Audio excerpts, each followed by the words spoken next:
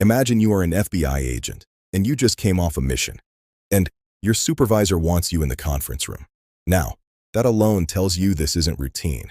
The room is already set when you walk in. Windowless, quiet, a single folder waiting at your seat. Your boss doesn't waste time. He tells you there's a domestic group gaining traction, organized, disciplined, and getting more confident by the month. Then he says the name, the Ku Klux Klan, a white supremacist network showing signs of renewed activity. Recruitment is climbing. Meetings are getting more structured, and recent chatter suggests the possibility of planned violence.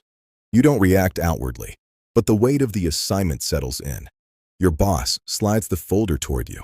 Inside, surveillance stills, partial IDs, movement patterns. Not enough to dismantle them from the outside. Which is why you're here. They need someone on the inside. Someone who can get close enough to confirm what they're planning and when. Your boss watches you carefully, because assignments like this don't come with guarantees. If your cover breaks, response time may not be fast enough to matter. The room goes quiet, and the decision is sitting right in front of you. You don't answer right away. You've heard briefings like this before. Different groups, different names, same risk. Undercover work isn't about adrenaline. It's about patience, control, knowing how to disappear into a role and stay there. That's why they called you in.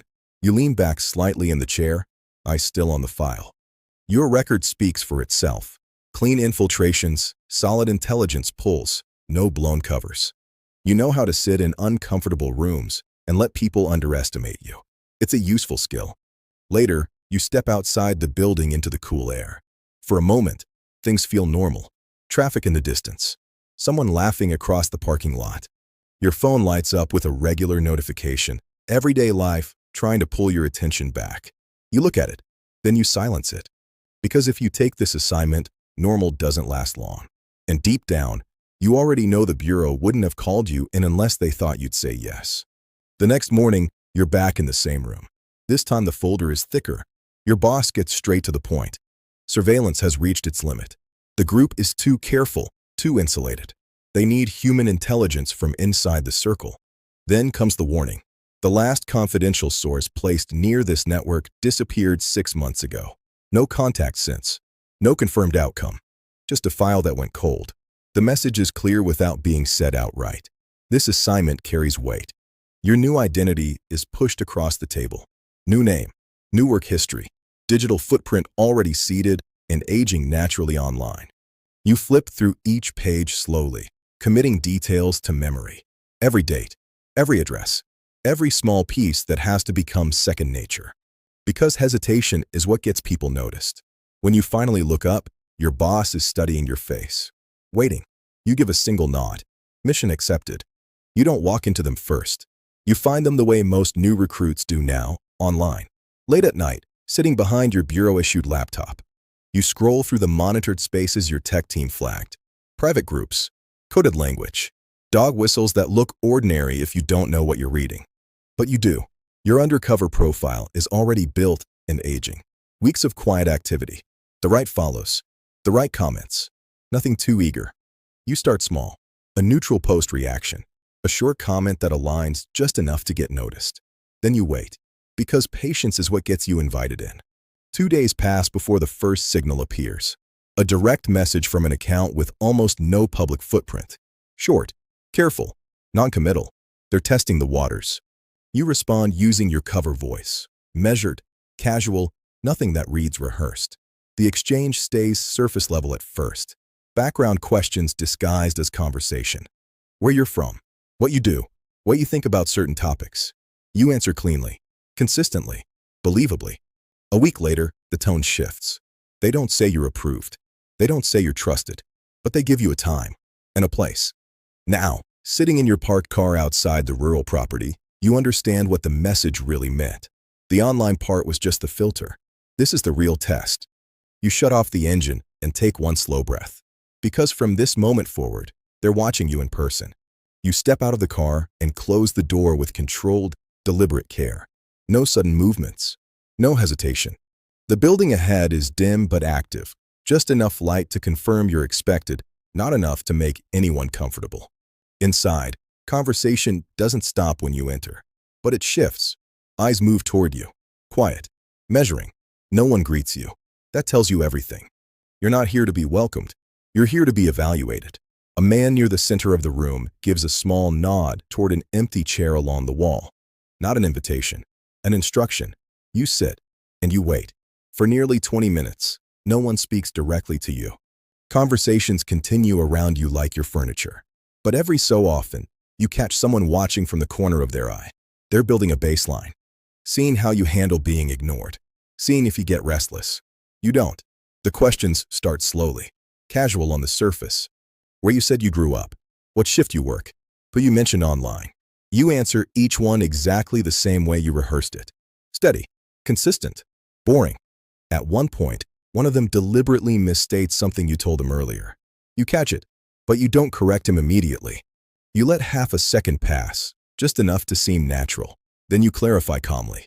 Not defensive, not eager, just certain. Across the room, someone makes a quiet note of that. Good, they're still testing. Over the next hour, the pressure comes in waves. Long silences meant to make you talk first. Repeated questions phrased differently. Sudden direct eye contact meant to spike your pulse. You give them nothing they can use. Inside, your focus stays razor thin. Because this part isn't about proving loyalty. It's about proving you don't crack under attention. Later in the evening, one of the mid-level members approaches. His tone has shifted, not friendly, but less openly cold. He tells you to come with him. You follow. The room they bring you to is smaller, more controlled, fewer people inside. At the front stands a man positioned like authority. Introduced as someone important, though your instincts tell you he's not the real decision maker. Still part of the test. Still watching. They walk you through a symbolic gesture meant to signal commitment. Nothing dramatic on the surface, but the weight of the moment is intentional. Manufactured pressure. Manufactured belonging. You play your part carefully, not too eager, not too hesitant. When it's done, a few of them exchange quiet looks. One of them finally says it. You're being considered. Not trusted. Not yet, but closer than before. And the way they're watching you now, it's different. Sharper. Like the real evaluation is only just beginning. You think the night might be winding down. It isn't. A different man approaches you this time. Older. Quieter. The kind who hasn't wasted many words all evening. He jerks his head once toward the hallway. Come with me. Not a request. You follow. The moment you step away from the main room, the atmosphere changes. The noise fades behind you. The air feels tighter back here. More controlled. More intentional. They were waiting for this part. The room they bring you into is smaller and colder. No windows. One overhead light humming softly. 3 men inside already. Watching. No one tells you to sit. That's deliberate. You remain standing. Calm. Neutral. Breathing slow and even. Inside, your training is already running scenarios. This is no longer casual vetting. This is pressure testing. The older man steps closer. Not aggressive, but close enough to invade your space. He starts asking questions again, but faster now. Dates, places, details you've already given before. They're checking for drift, checking for cracks. You answer each one clean, consistent, controlled. Then the tone shifts. Subtle, but unmistakable. One of the men at the wall speaks for the first time. Quiet, flat. We check people carefully. No one in the room moves. Your pulse stays steady in your ears. Another voice joins in. Sometimes folks come around pretending to be something they're not. There it is. Not an accusation, but not casual either. The air in the room tightens another degree. You keep your posture loose. Confident, but not challenging. Because this moment matters more than anything so far. Without warning, hands grab your arms from behind. Fast. Professional. Not sloppy. They've done this before. You don't fight. That would be the mistake they're waiting for. Instead, you hold still. Controlled breathing, controlled eyes, controlled everything. The older man steps in close enough that you can see every line in his face. For a long moment, he just studies you, measuring, weighing, deciding. Somewhere behind you, you hear the unmistakable sound of something metallic being handled. Feels like a knife, not fully revealed, just enough. Your body stays still, but your mind is moving fast now, calculating, timing, distance, options. Very few good ones. The man in front of you finally speaks, voice low and certain. We've seen people like you before. Silence fills the room. Heavy, uncomfortable. For the first time since taking this assignment, you don't know if you will live or die in the next second.